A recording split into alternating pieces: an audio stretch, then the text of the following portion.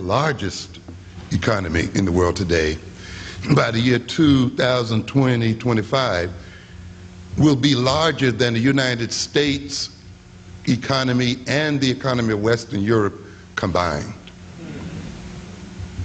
And of course, I've spoken to you on a number of occasions to try to get you to understand that our struggle is not just against European men, but our struggle is against any ethnic group that threatens to oppress us.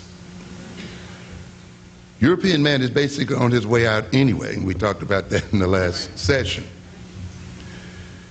And I've asked the question, are we to gain liberation from the Europeans only to fall under another 1,000 years of oppressions from the Orientals?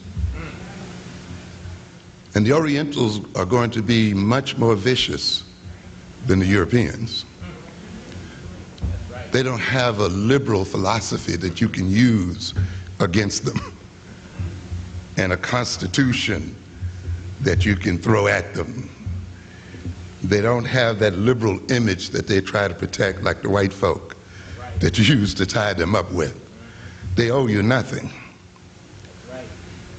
And I've warned before about us getting too carried away talking about people of color, as if anyone who is non-white is our friend. That is a terrible, terrible, terrible, terrible error. The Hispanics will be the largest minority in the United States in about 20 years. And you're going to learn what people of color are about.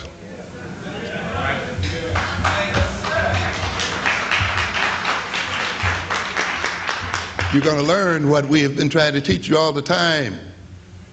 You're going to learn to stop trying to judge people based on your personal feelings. You see, we had this guy, Madhabani, wrote some book here based on he and his wife living together. He's married to this white woman. Yeah. And I guess the idea was,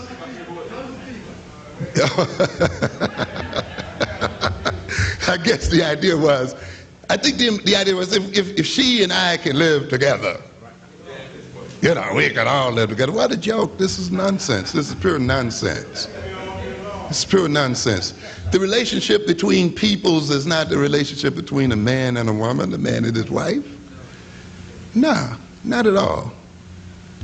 And groups have no permanent friendships and permanent relations, as you've heard too often. They only have permanent interests.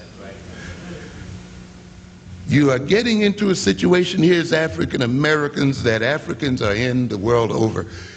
We are being isolated by other groups, by what I call the mercantile minorities. Those minorities who will be owners of business and property, all of whom then will look at us who are propertyless as criminals and thieves, and who then would look at us as ones to be protected against, and will possibly all gang up against us in protecting their own mercantile and business interests. So you got to wake up talking about people of color. You must talk about only one people of color, and that's African people.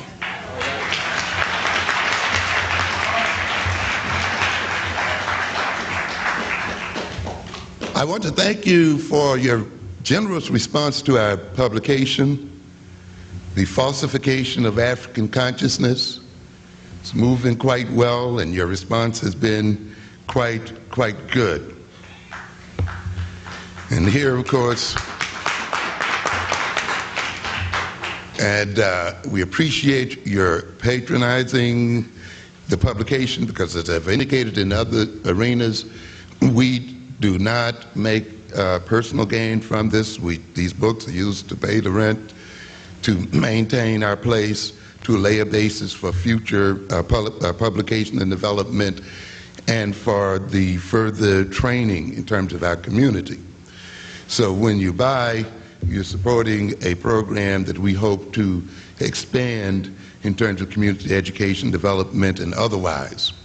When I say we, of course, I'm talking about Brother Sababu Plata, my partner, Sister Dorothy Lewis works with us as well, Joe Gillians, who does the book covers for us, and Robert Dobson, who's contributed to our publications in terms of finance and so forth, because we dig these things up from our pockets. We don't get grants and these other kind of things to help us forward.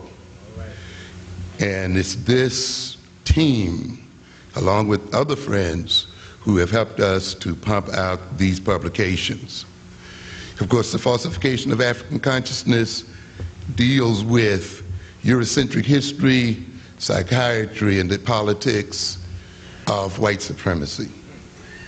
Too many people look at history as some kind of discipline dealing with dates and events, and they look at history as a way of celebrating heroes and so forth. And this society has turned us off to history. And many of us have made the statements, well, I don't want to talk about black history or black power, I want to talk about green power. In the falsification of African consciousness, we try to demonstrate that money and power and economics are intimately related to history. You cannot take away your history and separate yourself from your history and be involved in the earning of wealth and power and the development of power. If history were that unimportant, why is it that the other people have worked so hard to take it from you? Why is it that they've worked so hard to distort it and change it? They must be very apparent then that history is a key part of a people's culture and behavioral orientation. We demonstrate in that book how a loss of our sense of history has robbed us of a capacity to finance our own economic development as a people. Because the history of your people is not only a memorial to the great people in your past and so forth, but the history of your people is a history of techniques, methods of coping with problems and solving problems. The history of your people passes on to you the learned methods and techniques of dealing with various issues. So when you get to know your history and you get to know the anthropology of your people, you can use that history and anthropology to confront various problems, you see, and you won't have to learn all over again and lose a lot of time. To a good extent, our loss of history in this, particularly as African Americans, has crippled us tremendously in many, many, many ways, in terms of our family and in terms of economic development. These people that we call Koreans are using techniques for the financing of their businesses that Africans have been using for hundreds and thousands of years. Hundreds and thousands of years. The Koreans could not outfinance us as African Americans in the establishment of businesses in this country, except that we forgot how to finance businesses because we forgot what our forefathers taught us. And it's not that we didn't have any money. We have plenty of money. But we don't know how to use it because we didn't look back into their history and say, how did our forefathers organize economic development? And of course, that's one of the reasons why the people robbed us of the history, so that they could take advantage of us economically and socially. As I've said before, every characteristic that we may call maladjustive in our personalities as a people, in our society as a people, has an economic function. If you would look at any characteristic that with which we describe ourselves in maladjustive terms, you can trace that trait back to economic advantage. You see, the fact that we have not been able to recall the means by which we saved money as a people and financed business means that other people who remembered their historical techniques could establish businesses in our communities and take advantage of us. So then our amnesia, which is what we suffer from most of all, historical amnesia, works to the political, economic, and social advantage of all of those who exploit us. We talk about, of course, the technology of Eurocentric psychology. We talk about the fact that if you are a so-called normal, law-abiding African person, in terms of the way those concepts are defined in this society, then you're out of your mind. What we call pathological normalcy. We talk about the fact that personality is not just it's not really a psychological concept. People think the concept of personality is psychological. Personality essentially is a political and economic concept, you see. Because when you look at personality as an organized system of desires and wishes, values and hopes and needs and motives,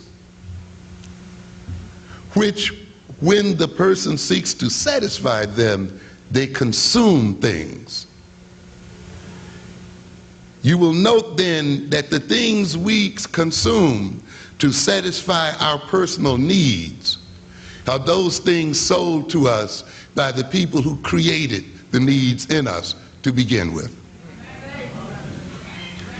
See, you have to understand that. And so by creating a so-called normal personality in black folk, we have had a personality infused in us such that when we behave normally, we work against our very best interest as a people. And that's why Eurocentric psychiatry has to be re-examined and completely restructured and destroyed and replaced by an African-centered psychology. Yes. Identity is a political economic concept. If you had the correct African-centered identity, the Koreans wouldn't be in the midst of your neighborhoods today. That's right. Because people consume